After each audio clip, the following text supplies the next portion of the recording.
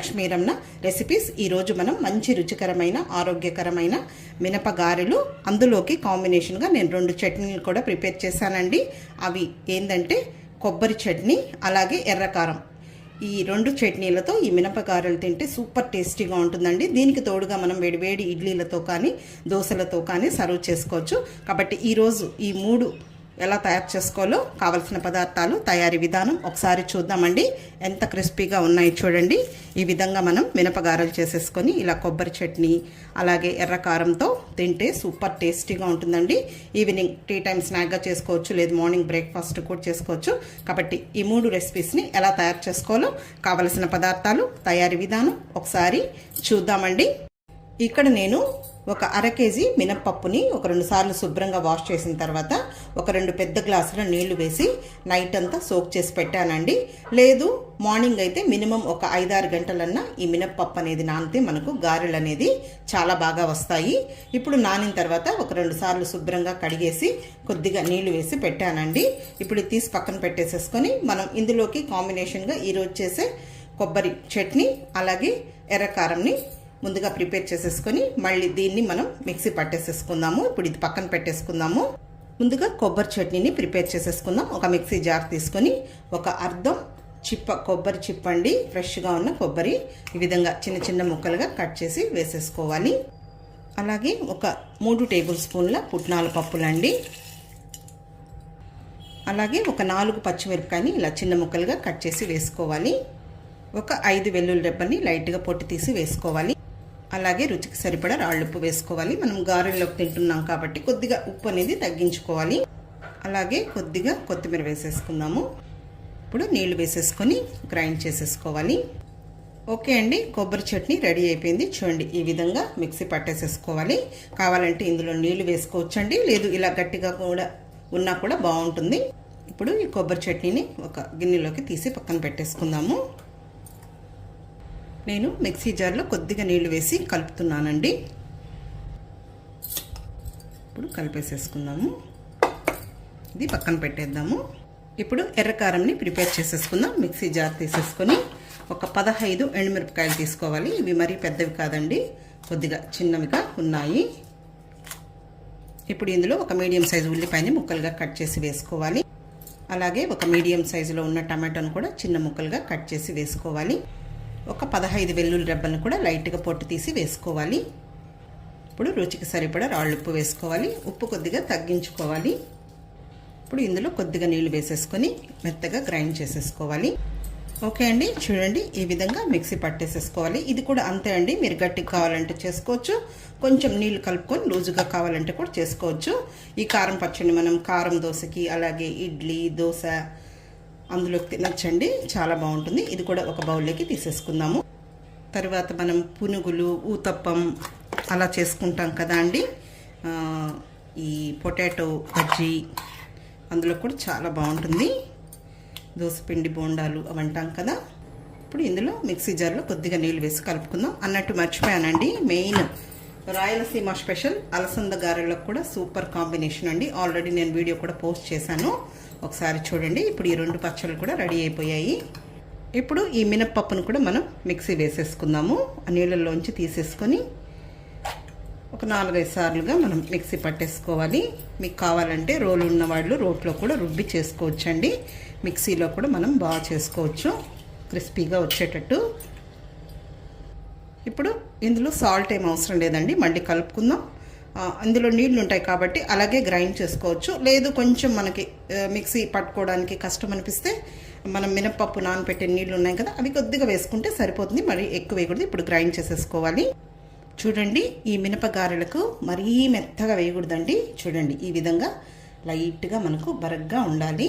ఇప్పుడు ఇదంతా ఒక బౌల్లోకి తీసేసుకొని ఇదే విధంగా ఆ మిగిలిన మినప్పప్పును కూడా మిక్సీ వేసేసుకోవాలి. ఇప్పుడు ఈ పిండినంతా కూడా ఒక బౌల్లోకి వేసేసుకుందాము.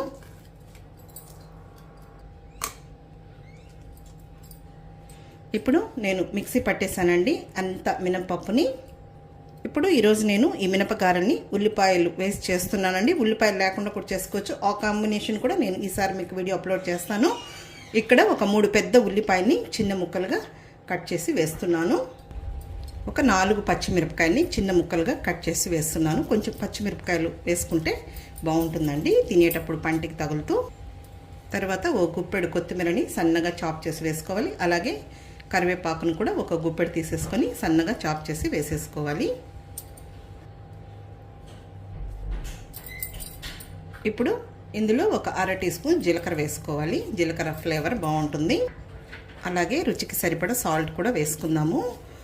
నేనైతే అల్లం ముక్కలు వేయనండి, మీకు కావాలంటే కొంచెం అల్లంని సన్నగా చాప్ చేసి వేసుకోవచ్చు. ఇప్పుడు ఇదంతా కూడా బాగా కలిపేసేసుకోవాలి. వంట సోడా కూడా ఏం అవసరం లేదు. చూడండి, పిండి అనేది ఈ విధంగా ఉండాలి. మనం ఉల్లిపాయలు వేసాం కదా, అలాగే సాల్ట్ కూడా వేసాం కాబట్టి మళ్ళీ కొంచెం లూజ్ అవుతుంది. అయితే మనం కలిపేటప్పుడు ఆ ఉల్లిపాయలని ఇలా కొంచెం మిక్స్ చేస్తూ కలిపామంటే ఫ్లేవర్ అనేది బాగా దిగుతుంది. చూడండి, పిండి అనేది ఈ విధంగా ఉండాలి. ఓకే అండి, ఇప్పుడు మనం కొబ్బరి చట్నీకి పోపు వేసేద్దాం. స్టవ్ వెలిగించుకొని, సారీ అండి స్టవ్ వెలిగించలేదు, ఇప్పుడు వెలిగిస్తాను. 1 టీ స్పూన్ నూనె వేసాను. ఇప్పుడు స్టవ్ వెలిగించానండి. నూనె వేడెక్కింది. 1/2 టీ స్పూన్ ఆవాలు, 1/2 టీ స్పూన్ మినపప్పు, 1/2 టీ స్పూన్ జీలకర్ర వేసాను. ఇప్పుడు ఇవి వేగాయి. స్టవ్ ఆఫ్ చేసేసుకుందాం. ఒక 2 ఎండుమిరపకాయలని తుంచి వేసేసుకున్నాము. అలాగే కొద్దిగా కరివేపాకు. కొబ్బరి చట్నీలో వేసేసుకుందాము. అంతే అండి. ఇంకా మనం మినప గారెల ప్రాసెస్ చూద్దాము. గారెలు తట్టుకోవడానికి ఈ విధంగా ఒక ప్లేట్ పెట్టేసుకొని ఈ విధంగా ఒక గిన్నె పెట్టేసుకోవాలి. ఇప్పుడు ఇలా ఒక కాటన్ గుడ్డని తడిపి వేసేసుకోవాలి. ఇంకా ఈ పిండిని మనకు ఏ సైజులో కావాలనో ఆ సైజులో ఈ విధంగా బాల్స్ చేసేసుకొని వడలు తట్టేసుకోవడమే. చేతికి కొంచెం నీళ్లు తడుపుకోవాలి. అలాగే ఈ క్లాత్ పైన కూడా మనం వడ తట్టేటప్పుడు కొంచెం నీళ్ళు వేసుకోవాలి. ఇంకా నేను ఈ సైజులో తీసుకున్నాను పిండిని. ఇప్పుడు ఈ విధంగా తట్టేసుకోవాలి. మరి పలుచుగా కాకుండా అలాగని మందంగా కాకుండా మధ్యలో హోల్ పెట్టేసుకోవాలి. ఆయిల్ పెట్టేసుకొని ఫ్రై చేసేసుకుందాము. ఇప్పుడు స్టవ్ వెలిగించుకొని ప్యాన్ పెట్టుకొని డీప్ ఫ్రైకి ఆయిల్ వేసేసుకుందాము. వేడెక్కిందండి. ఫ్లేమ్ని మీడియంలో పెట్టేసుకొని ఒక్కొక్కటే వేసేసుకోవాలి.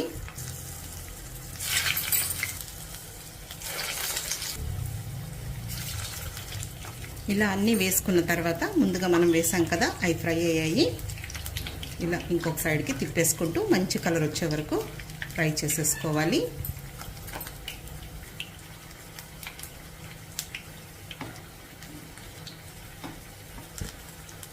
హై ఫ్లేమ్కి మీడియం ఫ్లేమ్కి అడ్జస్ట్ చేసుకుంటూ ఫ్రై చేసేసుకోవాలి.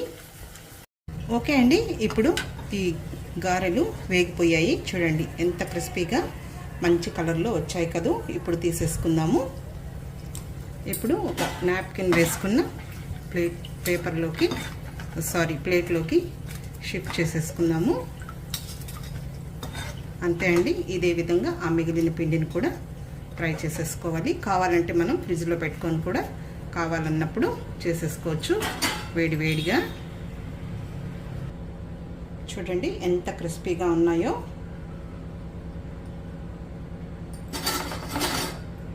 ఇప్పుడు ఒక సర్వింగ్ ప్లేట్లోకి ఈ గారెల్ని డిష్ అవుట్ చేసేసుకుందాం. చాలా బాగుంటాయండి. ఈవినింగ్ టీ టైం స్నాక్గా చేసుకోవచ్చు. లేదు సాంబార్, పప్పు, రసం అలా చేసుకున్నప్పుడు కూడా మనం సైడ్ డిష్గా ప్రిపేర్ చేసేసుకోవచ్చు. వేడి వేడిగా చాలా బాగున్నాయండి. చూడండి ఎంత బాగున్నాయో కదా.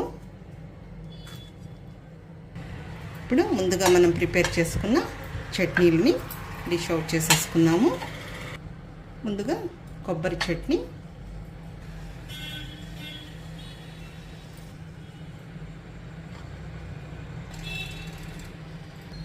అలాగే రెడ్ చట్నీ అండి. మాకైతే గారెలు చేసుకున్న, ఆనియన్ బోండా చేసుకున్న ఈ కారం అనేది ఉండాల్సిందే. ఈ కారం పచ్చడి మనం ఫ్రిడ్జ్లో స్టోర్ చేసుకొని దోశ, ఇడ్లీ అలా చేసుకున్నప్పుడు వాడుకోవచ్చండి. అంతే అండి. చూసారు కదా, ఈ కాంబినేషన్తో మీరు ఒకసారి తప్పకుండా ట్రై చేయండి. ఇలా చేసుకున్నప్పుడు వేడి ఇడ్లీతో కానీ దోశతో కానీ తిని చూడండి. చాలా అంటే చాలా బాగుంటుంది.